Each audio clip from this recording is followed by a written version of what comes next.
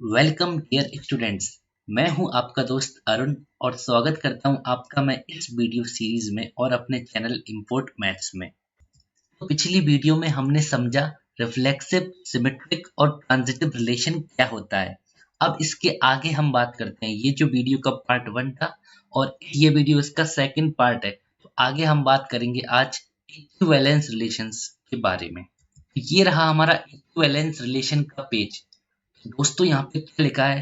Relation is called equivalence relation if it is reflexive, symmetric and transitive. तो कहने का मतलब क्या है? रिलेशन आपकी इक्विवेलेंस तब होगी जब वो सिमेट्रिक भी होगी, रिफ्लेक्सिव भी होगी और ट्रांजिटिव भी होगी।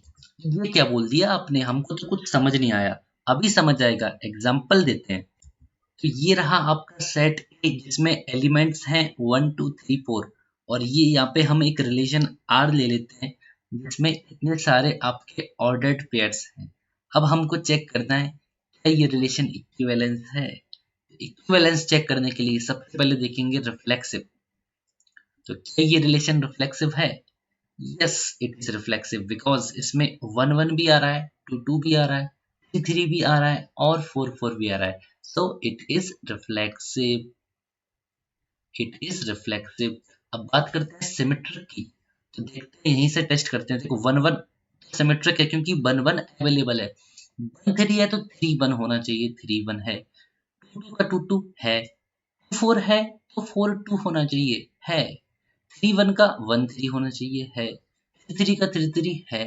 4 2 का 2 4 होना चाहिए, वो भी है। और 4 4 का 4 4 होना चाहिए, वो भी है। तो हम कह सकते हैं ये रिलेशन आपका सिमेट्रिक भी है। अब बात करते हैं ट्रांजिटिव रिलेशन के बारे में। क्या ये ट्रांजिटिव है? नहीं पता, देखते हैं। सबसे पहले देखते हैं फर्स्ट एलिमेंट को। 1 1 है, 1 1 है, 1 3 है तो 1 3 होना चाहिए, ऑलरेडी है। 1 3 है, 3 1 है तो 1 1 होना चाहिए, ऑलरेडी है। 2 2 है, 2 4 है तो 2 4 होना चाहिए, ऑलरेडी है। 2 4 है, 4 2 है तो 2 2 होना चाहिए, ऑलरेडी है। 3 1 है और 1 3 है तो 1 3 होना चाहिए, ऑलरेडी है। सॉरी, 3 1 है, 1 3 है तो 3 1 होना चाहिए, ऑलरेडी है। इस तरह आप देख सकते हो सारे ऑर्डर्ड पेयर्स के लिए। अगर मेरे पास ए बी है एंड मेरे पास अगर बी सी है, अगर इस टाइप के ऑर्डर्ड पेयर्स हैं तो वहां पे ए सी भी होना चाहिए। तो we can say that the relation is transitive. तो यहाँ पे ये प्रॉपर्टी सेटिस्फाई कर रही है, तो ये रिलेशन भी आपका ट्रांजिटिव है। तो यहाँ पे आप देख सकते हो आपका रिलेशन रिफ्लेक्सिव भी है, सिमेट्रिक भी है और ट्रांजिटिव भी है दोस्तों। तो अगर कोई रिलेशन आपका रिफ्लेक्सिव, सिमेट्रिक, ट्रांजिटिव तीनों होता है तो we can say that the relation is equivalence relation. अब तो समझ आया होगा। चलिए आगे बढ़ते हैं, कुछ एग्जांपल्स करते हैं आपकी बुक के। तो क्वेश्चन आपके सामने दिया है, late T be the set of all triangles in a plane with a relation r in T is given by r equal to T1, T2। तो कहने का मतलब क्या है? आपके एक प्लेन में बहुत सारे ट्राइंगल्स हैं और उन ट्राइंगल्स का सेट आपका T है। तो जो आपका सेट है वो बहुत सारे ट्राइंगल्स का सेट है। इसमें बहुत सारे ट्राइंगल्स आते हैं अलग अलग टाइप के। और यहाँ पे हमने एक रिलेशन आर दिया है जो कि किस तरह है? T1, T2 के फॉर्म में। इसका मतलब क्या है? T1 और T2 दोनों मिलके आपके बना रहे हैं ऑर्डर्ड पेयर। ओके। और क्या है? ये T1 T2 आपस में क्या है? कॉन्ग्रुएंट है। T1 is congruent to T2। ये आपका रिलेशन दिया है, ये आपका रिलेशन दिया है between T1 and T2। Between T1 and T2 means T1 और T2 इस तरह रिलेटेड है। ये जो वर्ड है ना रिलेशन, यहीं से तो आया है कि कोई भी दो एलिमेंट आपस में किस तरह रिलेट हैं, वो तभी तो रिलेशन बोलते हैं। जैसे मेरा भाई और मैं आपस में भाई हैं, मेरी सिस्टर और मैं आपस में सिबलिंग्स हैं, इस तरह रिलेशन बढ़ाया। तो भाई हमको एक ट्रायंगल का सेट दिया है और एक रिलेशन दिया है। अब हमको दिखाना है, चेक करना है कि ये आर जो है ये इक्विवेलेंस रिलेशन है। तो यार पहली बात तो क्लियर है, इक्विवेलेंस डायरेक्टली हम चेक नहीं कर सकते। उसके लिए हमारे पास स्टेप्स हैं। अगर तीनों स्टेप्स क्लियर हो जाएंगी तो इक्विवेलेंस रिलेशन भी क्लियर हो जाएगा। फर्स्ट हम चेक करेंगे रिफ्लेक्सिव के लिए। रिफ्लेक्सिव रिलेशन कहता है कि सेम सेम वाले आपके जो डायगोनल एलिमेंट है वो होने चाहिए। कहने का मतलब है यहाँ पे बहुत सारे ट्राइंगल है, आपका ट्राइंगल T1 हो सकता है, triangle T2, triangle T3, triangle T4। अभी के लिए मैंने यहाँ पे 4 लिखे हैं, लेकिन यहाँ पे कई सारे हो सकते हैं तो डॉट डॉट डॉट लगा दिया। तो रिफ्लेक्सिव कब होती है रिलेशन? जब उसमें T1 T1 हो, जब उसमें T1 T1 हो। इसका मतलब क्या हुआ? T1 T1 हो, T2 T2 हो, ये अगर रिलेशन में है तो ये रिफ्लेक्सिव होगा। और ये रिलेशन में कब होंगे दोस्तों? जब T1 is congruent to T1, जब T2 is congruent to T2। इसका मतलब कोई भी ट्राइंगल खुद खुद से अपने आप से कॉन्ग्रुएंट होता है? यस होता है। तो वी कैन से दैट, यहाँ पे हम एक रीजन लिख सकते हैं कि since every triangle is congruent to itself then it is reflexive. जब हर एक ट्राइंगल खुद से कॉन्ग्रुएंट होगा, इसका मतलब आपका T1 T2 belongs to R, T2 T2 belongs to R। इस तरह आपके सारे जितने भी ट्राइंगल्स हैं सब रिलेशन में आएंगे, इसका मतलब इट इज रिफ्लेक्सिव। अब बात करते हैं सिमेट्रिक की। सिमेट्रिक देखने से पहले हम एक लेट करते हैं कि T1 T2 आपका रिलेशन में आता है। ठीक है, अगर T1 T2 आता है तो T2 T1 भी आना चाहिए, इस सिमेट्रिक रिलेशन कहलाता है। तो क्या हम चेक करते हैं T1 T2 का मतलब क्या है? अगर T1 T2 R में आता है, इसका मतलब ये है कि T1 is congruent to T2। तो अगर T1 कॉन्ग्रुएंट है T2 के, तो क्या T2 कॉन्ग्रुएंट नहीं होगा T1 के? ऑब्वियसली होगा। अगर एक ट्राइंगल T1 T2 के कॉन्ग्रुएंट है तो ऑब्वियसली T2 भी T1 के कॉन्ग्रुएंट होगा। दिस मींस कि अगर T1 T2 वाला ऑर्डर्ड पेयर आपका रिलेशन R में है, दिस मींस आपका T2 T1 का भी ऑर्डर्ड पेयर R में होगा। तो इसका रीजन आप क्या रखोगे? Because if T1 is congruent to T2 then T2 is also congruent to T1, hence it is symmetric relation। अब लास्ट में बात करते हैं ट्रांजिटिव की। अब बच्चे को पता है कि ट्रांजिटिव रिलेशन क्या होता है। अगर A B belongs to R है, अगर A B belongs to R है and B C belongs to R है, अगर ए बी भी रिलेशन में है, बी सी भी रिलेशन में है, तो ए सी होना चाहिए। तो हम कह सकते हैं रिलेशन इज ट्रांजिटिव। यहाँ पे हमने लेट कर लिया कि T1 T2 belongs to R है और T2 T3 belongs to R है। ये दोनों हमने लेट किए क्योंकि ट्रांजिटिव प्रूव करने के लिए ये दोनों होना चाहिए, ये एंड वाला भी होना चाहिए। ठीक है, तो इसका मतलब कि अगर T1 कॉन्ग्रुएंट है T2 के और T2 कॉन्ग्रुएंट है T3 के, तो ऑब्वियसली T1 भी कॉन्ग्रुएंट होगा, therefore T1 is congruent to T3। Obvious है कि अगर ये वाला ट्राइंगल अगर इस ट्राइंगल के कॉन्ग्रुएंट है और ये वाला ट्राइंगल इस ट्राइंगल के कॉन्ग्रुएंट है, साइज में डिफरेंट बना रहा हूँ पर मैटर नहीं करता, आपको समझ में आना चाहिए। तो ये अगर इसके कॉन्ग्रुएंट है, ये अगर इसके कॉन्ग्रुएंट है, ऑब्वियसली ये इसके कॉन्ग्रुएंट भी होगा। तो वही यहाँ पे कंसेप्ट लगा है। T1 T2 belongs to R मतलब T1 is congruent to T2, T2 T3 belongs to R मतलब T2 is congruent to T3। इसका मतलब T1 भी T3 के कॉन्ग्रुएंट होगा, which means T1 T3 भी आपका रिलेशन में आएगा, राइट। तो यहाँ पे ये प्रूफ हो गया। T1 T2 आ रहा है R में, T2 T3 आ रहा है R में, अब T1 T3 भी आ रहा है R में। तो देखो इससे आप मैच करो, ये प्रॉपर्टी सेटिस्फाई हो गई, hence it is transitive relation. तो यहाँ पे हमने प्रूव कर दिया कि ये जो गिवन एग्जांपल में जो रिलेशन गिवन है वो आपका रिफ्लेक्सिव भी है, सिमेट्रिक भी है और ट्रांजिटिव भी है। Then we can say that it is equivalence relation. जब तीनों एक साथ हो जाता है कोई रिलेशन तो वो बन जाता है इक्विवेलेंस रिलेशन। आई होप आपको समझ आया होगा। कोई भी डाउट होता है, दिक्कत होती है, कमेंट आप बॉक्स आपका इंतजार कर रहा है। फिर अगला एग्जांपल देखते हैं। इसमें आपको क्या करना है? Show that a relation R in the set z of integers given by r is equal to this is equivalence relation। Again equivalence relation का क्वेश्चन है दोस्तों। सबसे पहले हम चेक करेंगे रिफ्लेक्सिव है या नहीं है। यहाँ पे आप देख सकते हो रिलेशन तो आपका आर दिया है, रिलेशन आपका आर दिया है और किस सेट पे है? ये जेड पर है। और जेड क्या होता है? जेड होता है सेट ऑफ इंटीजर्स। तो इंटीजर्स का सेट बोले तो इसमें आपका 0 भी आएगा और पॉजिटिव नंबर्स भी आएंगे 1 2 3 एंड सो ऑन, और आपके नेगेटिव नंबर भी आएंगे -1 -2 एंड सो ऑन। तो ये सारे नंबर आपके जेड में आते हैं। और रिलेशन आपको क्या दिया है, रिलेशन दिया है आपको ए कॉमा बी के फॉर्म में आपके ऑर्डर्ड पेयर हैं such that 2 divides a minus b. इसका मतलब क्या हुआ कि आप अगर a माइनस बी करोगे तो a माइनस बी करने पर जो भी नंबर आएगा वो 2 से डिविजिबल होना चाहिए। सबसे पहले बात करते हैं रिफ्लेक्सिव की। रिफ्लेक्सिव चेक करने के लिए आप एक ही फॉर्मूला याद रखो, एक ही रूल याद रखो। आपको सिर्फ सेम सेम लेना है ना। आपको मानना पड़ेगा कि ए बिलोंग्स टू आर। ये आपको मानना पड़ेगा। क्या हर ए के लिए ए आर में है? तो देख लेते हैं कैसे देखेंगे। इसको देखो 2 डिवाइड्स ए माइनस बी, तो यहाँ पे ए माइनस बी कितना होगा, ए माइनस ए कितना होगा 0। तो बी की जगह मैंने ए क्यों लिया है, क्योंकि रिफ्लेक्सिव हम चेक कर रहे हैं तो हमको ए ही लेना पड़ेगा।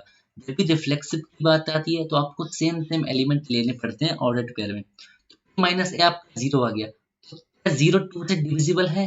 हाँ, 0 2 से डिविजिबल है, मीन्स 0 अपॉन 2 कितना आएगा, 0 आएगा ऑब्वियसली। तो 0 2 से डिविजिबल है, which means a belongs to R. अब कुछ भी हो हमेशा आपका डिफरेंस तो 0 ही आएगा, which means a belongs to R, that's for all a belongs to Z, for all a belongs to Z. इसका मतलब सभी ए के लिए, इसका मतलब था फॉर ऑल मीन्स सभी ए जो कि जेड में है, मीन्स ए चाहे तो 1 हो सकता है, 2 हो सकता है, -1 हो सकता है, कुछ भी।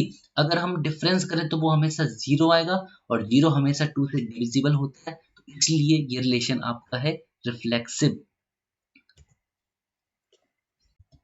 सिमेट्रिक रिलेशन होने के लिए हमको क्या प्रूव करना है कि अगर A B belongs to R है तो हमको प्रूव करना है b a belongs to R होना चाहिए।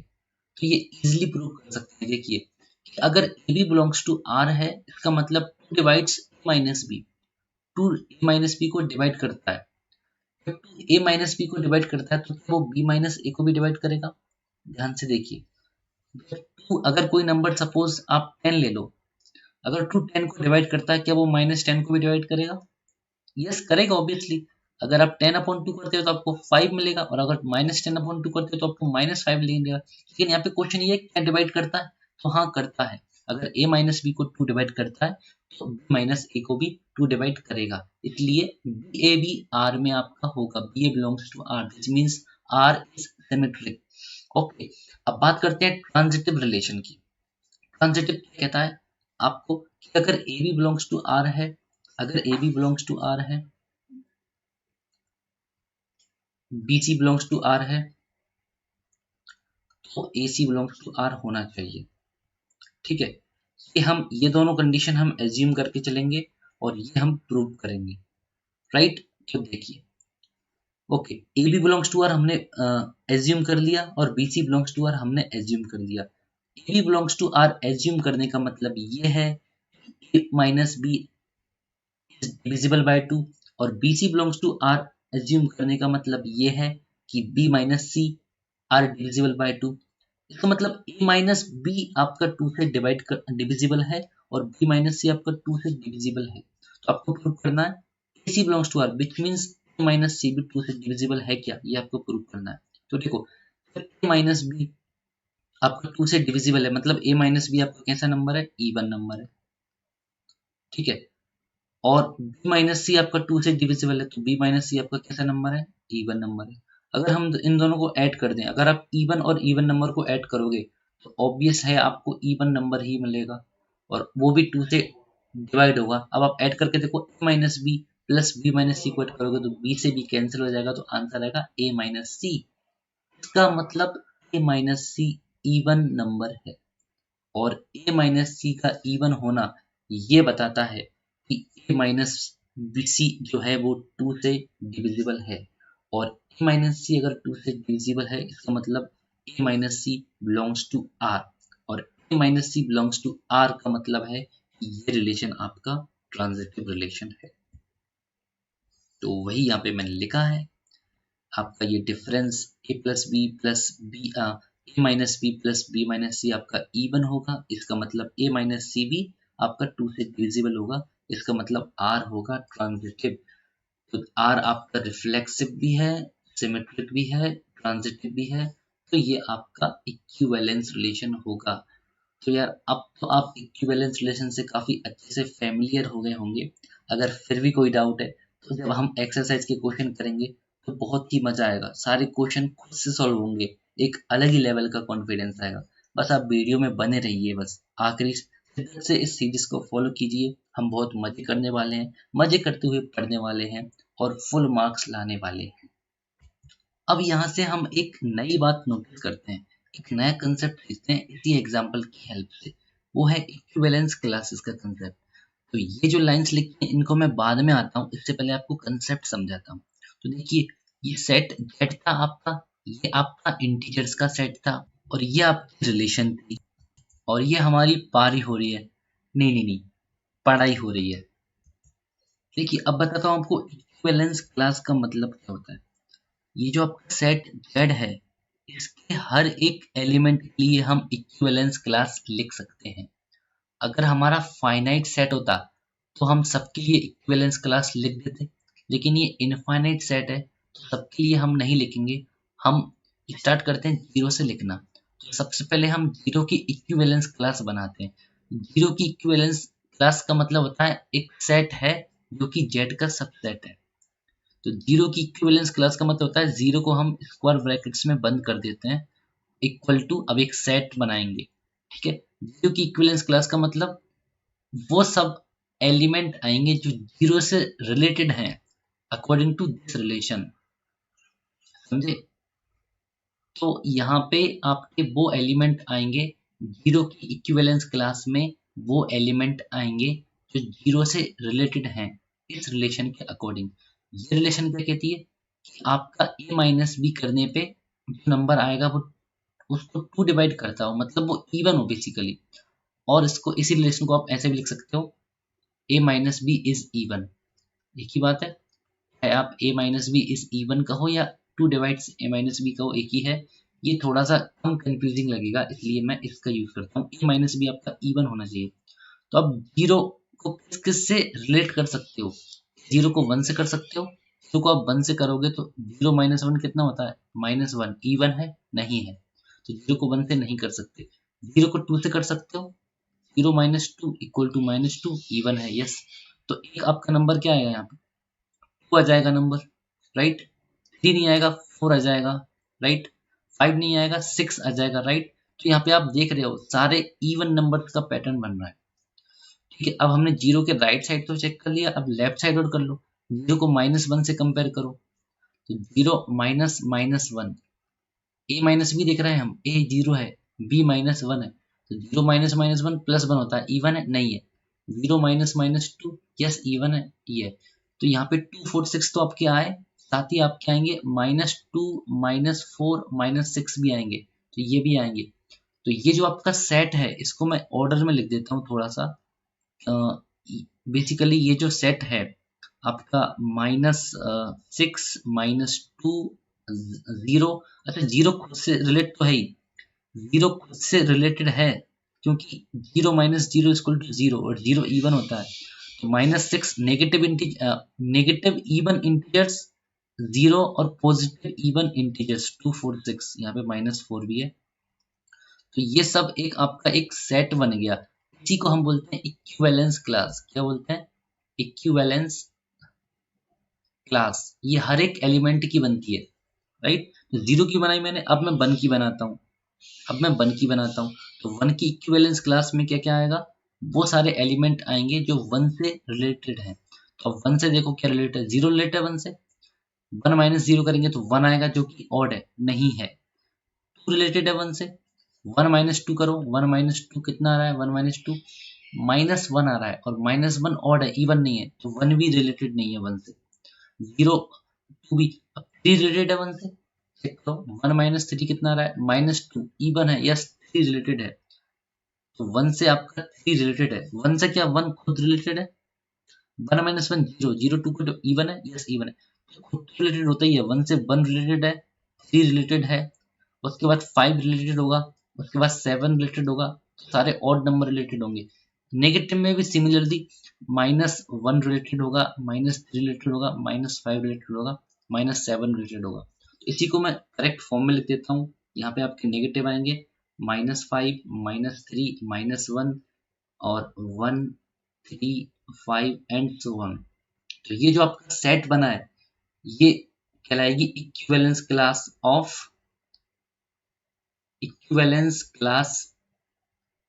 1 और ये वाली थी equivalence class of 0। I hope आपको इक्विवेलेंस क्लास का मतलब समझ आ गया होगा।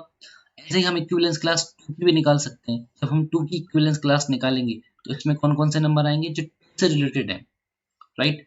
तो जब 2 को किसी से भी हम डिफरेंस निकालेंगे 2 का, अगर वो इवन होगा तो इवन देगा, अगर वो ऑड होगा तो वो ऑड ही देगा। तो यहाँ पे अगेन जब 2 की आप इक्विवेलेंस क्लास निकालोगे तो वो आपकी सेम यही आएगी जो कि आपकी 0 की आई थी।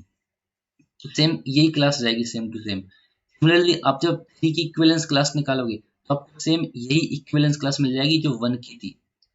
तो कहने का मतलब क्या है, जो इक्विवेलेंस क्लास होती हैं या तो वो कंप्लीटली डिस्जॉइंट होती हैं या वो पूरी की पूरी आइडेंटिकल होती हैं। मींस यहाँ पे 2 की इक्विवेलेंस क्लास हमको सेम मिलेगी इसके और 3 की इक्विवेलेंस क्लास सेम मिलेगी इसके। ऐसा नहीं हुआ कि डिफरेंट मिले और एक आधा एलिमेंट कॉमन हो, या तो कंप्लीटली डिस्टिंक्ट होंगी या पूरी सेम होंगी। इक्विवेलेंस क्लास ऐसी होती है।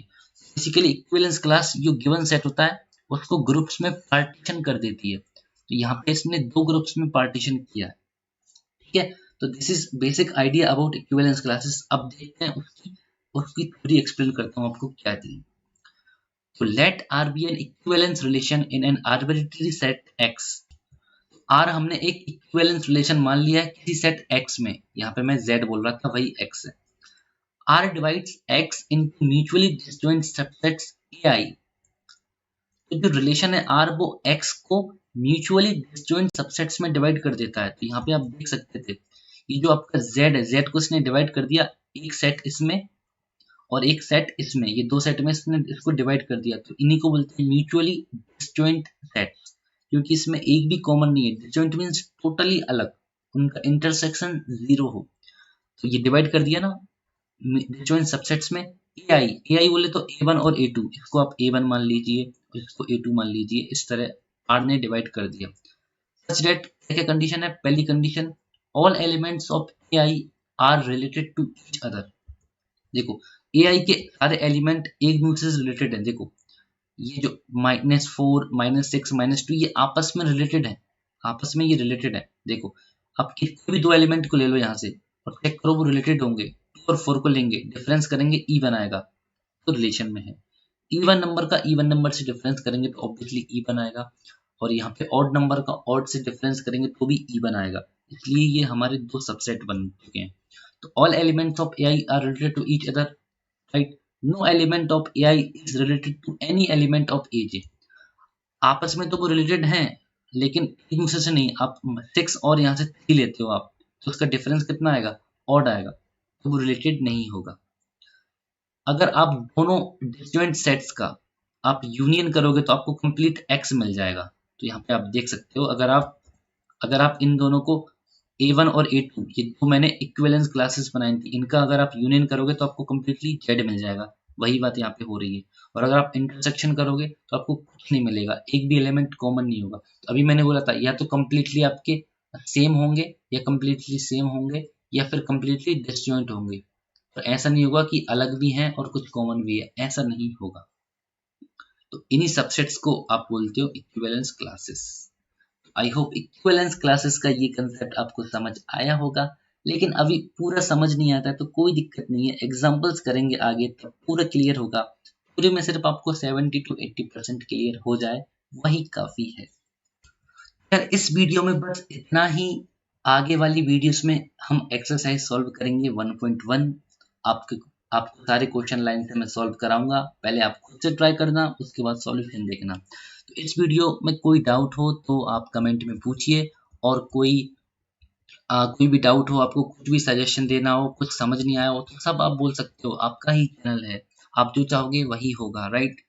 और अगर वीडियो में आपको कुछ नॉलेज मिली हो, कुछ वैल्यू मिली हो, तो प्लीज़ इसको लाइक कीजिए और कमेंट जरूर कीजिए आपका जो भी आपको फील हुआ ये देख के, और आपको हेल्पफुल लगी तो अपने दोस्तों में भी शेयर कीजिए। और सबसे पहले आप चैनल को सब्सक्राइब जरूर कीजिए, क्योंकि डेली इस चैनल पर नई नई वीडियोस आने वाली हैं आपकी 12th क्लास की। तो हम कोशिश करेंगे कि डेली बेसिस पे थोड़ा थोड़ा करके सारा सिलेबस कंप्लीट करें बिल्कुल अच्छे तरीके से, और मैथ्स के बादशाह बन जाए।